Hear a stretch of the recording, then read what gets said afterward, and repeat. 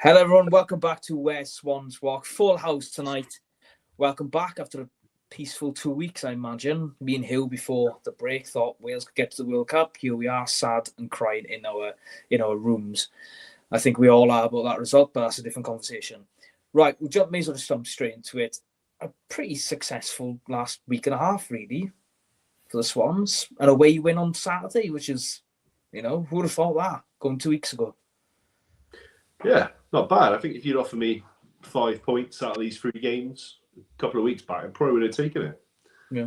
Especially away to Leicester and against Middlesbrough at home, decent team, and that's away to Sheffield United as well. I think I would have bit your hand off at 5 points for these 3. Yeah. I think as well, when you get to this stage of the season, you just think we've got nothing to play for as well. So you just generally have random games. You put out different teams, people on the beach. You don't know, it's a bit disjointed, but we were decent. In fairness, on Saturday, I thought we could have been beaten 3-0. Another day, if they'd taken their chances, but the first half wasn't great. But the way we kind of picked ourselves up, we done well. A few players getting a couple of outings as well, which is decent minutes on the pitch. So yeah, looks good. Yeah, it wasn't like a classic on Saturday, but you'll take a win there. Historically we don't do well there, but to come away with a win was good. The finish and the build up of the goal was fantastic. But I know you said we could have probably gone 3-0 down in there. But how bad were Leicester as well? I mean, that was like I knew they were struggling this season, but wow, I was so unprepared for how bad they actually were as well. Yeah, in front of the goal. That's literally the difference between two sides. They had chances, and Vegas had a great game as well, didn't he? Let's be fair. As usual, we just always accept the fact that he's just going to save everything. That one he had with the header off the corner, he had no right to do that. And agility on that was amazing. So I just can't believe we lost 3-1 to them at home. Yeah, I know. Different team. Yeah, I think this compare that to now, they're a totally different squad. Yeah, totally different. I think it's just different circumstances now. They're just in complete free fall, and we've managed to nick 3 points. We've just managed to nick 3 points away, which we haven't done much this season. So Leicester are going to kick themselves with that. So they're probably screaming on their podcast tonight for letting us win away. Ohm's run, though, at the end of the day, they didn't even touch him, did they? No. They had plenty of opportunities there to put the challenge in, and they just let him go. Like Keystone Pops. Yeah. No, I'm glad you brought it up. I thought Ohm did amazing for that run, but it also helped that no one just wanted to go at him. It just allowed Vipotnik to run straight through. Put a few million pounds in, didn't it? Let's be fair. Got me thinking about Ohm, though. I mean, I wouldn't mind seeing him have a go as a 10. I think, looking centrally, gets a little bit more involved. I think he's got the skill set where I think, if we can get another player out wide who's got a bit of end product, I wouldn't mind having a look at him just sitting in behind the striker, like behind Vipotnik or behind Eder. I think he could do a job in there. Like I said, he's definitely got the ability. And with Galbraith being out, I know we've got Walter there that we've got to factor in, but it'd be an interesting little experiment, I think that'll be. You literally read my mind. Actually said when he brought him in that he bought him as a 10. He didn't buy him as a winger. He could play out wide, but he ended up that was his position because it's the only way to get in the team. Yeah. But he's had to kind of strengthen up a bit as well. I think he's been quite weak, and I think a lot of players that come to Britain do that. You see it quite often in the Premier League more than anything. But Championship is a different way of playing, and we're more like that kind of team that can kind of put the ball down and play. So you can notice it a bit more. So yeah, I think he's come into his own a little bit. The same as last year, though. He finished off really strong. But where's he been all year? Where's his performances been? I still think there's a player in there. I still think there's somebody worth keeping, at least in the squad. I completely agree, James. You literally read my mind. I'd like to see him be given a bit more freedom as a central role. Just let him go. Just let him see what he can do. Yeah. Especially the last few games, we've got nothing to play for. Yeah. But now it's time to experiment and let people take the shackles off a bit. Same with Walter. I know he wasn't amazing on Saturday, but I thought he was solid. Gave a glimpse of what he can do. Nice to see him at home get a full 90 minutes. It's good seeing Waddell having games as well. He's had a regular few now. I don't know where his best position is, though, at the moment. No, it's hard, isn't it? It's hard because, like, off the ball, I think off the ball is where he's been the best at the moment, isn't it? When he's on the ball, he's a little bit sort of rough and ready, but as a presser and someone who hound just players left and right, I think he's been really, really good. He just, like, again, he just seems to have like boundless amounts of energy as well. That's something like, you wouldn't have expected at the start. I expect him to be this ball playing player who'd be involved a lot, and off the ball, it wasn't what I was thinking at all. I was thinking he'd be the one who'd be getting assists and stuff, The money we spent, I thought he'd be getting those attacks and just creating those opportunities and starting the moves off.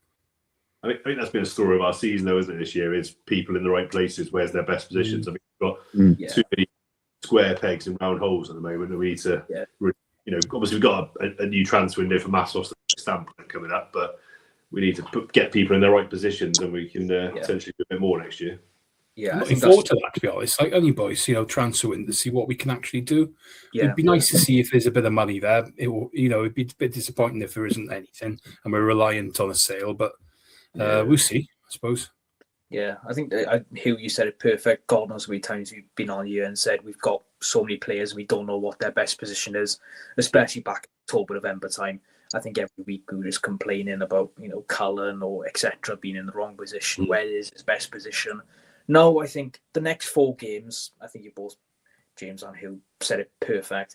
This is a time to experiment. And do you think Matos will, in these last 4 games, will experiment with players in certain positions like Alma 10, etc., or Vidal in a deeper line, in a different position or whatever, like to see where they all fit in? Considering the last 4 games we've got Southampton on Saturday, QPR away, Norwich away, and then final day of the season, Charlton at home. As Hugh said, nothing to play for in the run in now. So, do you think he'll experiment a bit more than what he has done? I think he will. Yeah, I think so. I think he'll bring some youngsters in. I think he'll want to finish in that top half, though. I think you can see that's the sort of place that they've put out to be the way to go. And I think also that there'll be some players as well. He's probably told now that you're playing for your contracts, boys. Yeah, you could, there could be a few going in the summer, especially if he's got his wish list to bring in a couple as well. So, you go on about the likes of Cullen. I don't think he's not safe, but he's not still. He's one of those players that the managers come out and backed him, but I wouldn't be surprised if they do sell him if a bid came in. And it's a bit hard with that with a local lad. But are we putting people in the window at the moment, or are we going to try that? Like the likes of Ronaldo. Well, where's he going to be next year? The fans don't particularly enjoy his performances. Go on, James. For me, he's got to be moved on in the summer. Like, I don't want to be too harsh on the lad. You can see his confidence shot to bits, but I think a move is probably best for all parties at this point. He's not improved under any manager. The things he was doing Saturday is just constantly. We've said this, I don't know how many times, but it's just feel like Groundhog Day. He always makes the wrong decision. When he should cross it, he should pass it. When he should take his man on, he tries to pass it or cross it. It's just like he cannot get it right. And I don't know how long you can persevere with that. Personnel wise, though, I do have a couple of questions. Why is it taking so long for them to bring Sam Parker in? I thought Sam Parker's been excellent when he's played. And it does make me feel that we've wasted Galbraith at right back a lot of the other time. If Sam Parker has been this good, why didn't Matos bring him in sooner? And we could have pushed Galbraith into midfield where he's arguably most influential. Not so more either. Waste of time. Yeah. I see why they did it, but if you've got a boy like that who's, again, look at the pace he's got in him. He's a perfect like-for-like swap almost for Key, I would say.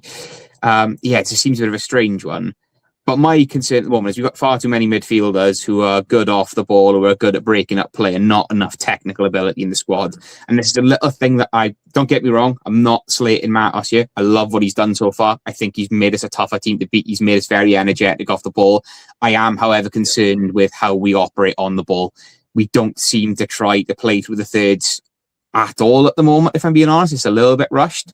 Maybe that's because of the squad that he's got there. But I'd like in the summer for us to recruit to have a little bit more of a technical ability in there so we can actually try to bring some more flair when we're on the ball and not just be pressing, counter-pressing all the time. That's what I would like to see next season because, Matos speaks so highly of how we play, but we really haven't seen that much of how we play football this season, if I'm being honest. that's why we need to give Walter all the games that are remaining to get him embedded in. Because if we've got that obligation to buy, like it's been alleged, then we need to bet him, right? Because we've seen what he can do. We saw him in this league last year. The bloke's definitely got talent. He's definitely got what you just mentioned, crying out for. So let's give him a run of games and let him embed himself properly. Yeah.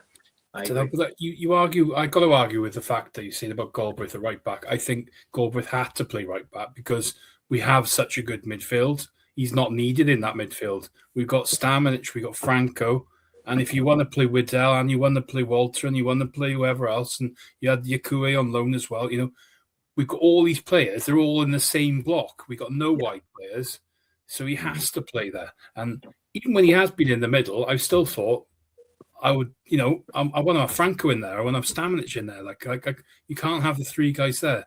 I think Stamenic has to play. I love Franco to bits. So where's Galbraith playing? And then you're so negative having those three. You can't play those three. I would have said personally for me, if I would say at the moment, I would go with Stamenic. If Galbraith was fit, I would say Stamenic, Galbraith, and Franco would probably be the best midfield three. Because otherwise, there's a few of them were very, very similar. They were very similar. So I think Galbraith being in there he's technically, I think on a technical level, he's head and shoulders above the others, I think. So I think that contract we need in there. We're not going to score goals with those three in the midfield. We need to have an attacking player in there as well. Yeah. If you're away from home, maybe you're looking to be a bit more defensive minded. That would work fine. But then you're reliant on having those two quick wingers then to counter press, isn't you? Yeah. Do you think in the last 4 games now that Matos' key goal would be trying to figure out that midfield 3 or 4, depending if he wants to play 4 in midfield? That midfield in the last 4 games is going to have to be his key point to get who going into next season would be, do I need to recruit in the summer? I need to get a technical player like James said, or offload some players. We don't know. I'm in that position where he needs to figure out that midfield. Yeah, I think in a way we may have given ourselves a little bit of a headache though as well in renewing Fulton's contract as well. That's my take on it because again, very similar job to what Stamenic does. I think he's a squad player in there. But again, I like Yalkoué, but I don't think we should be playing him for these last couple of games unless there's contractual obligations that we've got to play him in there. I think we have to try and figure out what the best 3 that we've got in there with having Galbraith there in mind and obviously Walter for next season as well. I think that's crucially where we need to be looking. Okay, so who can we afford to lose? Then can we bring someone in who brings something a little bit different? Yeah. We got this young that can come in and play wide and have a go and have a try. What's happened to Ben Lloyd? Is he on loan now? Yeah, he's on loan, yeah. Is there any of these players we can bring back for a couple of games towards the end? You got to think next year as well. You got Conor Congreve and Joe Cottrell back. Yeah, those are the 2 of the brightest youngsters in the thing, and they play well together as well. From under 21 level, they got no chance of getting in that midfield areas, are they? As such, again, there's about 20 players in midfield now, and no one else. It's the only players we got. We got. It's literally Viggs, midfield, and VP. Yeah, just play old midfielders. I say defensive midfield and attack, and just and Josh see what happens. Like on the left, there we are. Let's not leave him out. Like going on about young players. Going on about young players, then right? Young Player of the Season award. Who is your Young Player of the Season? A Young Player of the Year award going to? A fair few shouts, but it's tough, isn't it? Because they're all young, aren't they? Let's just be fair. What is young? We haven't really got teenager kind of smashing through. No. I would say Galbraith is still young. If you can bring him as the candidate potentially. Yeah, I'd go to Galbraith. Was he 23? Yeah. Yeah.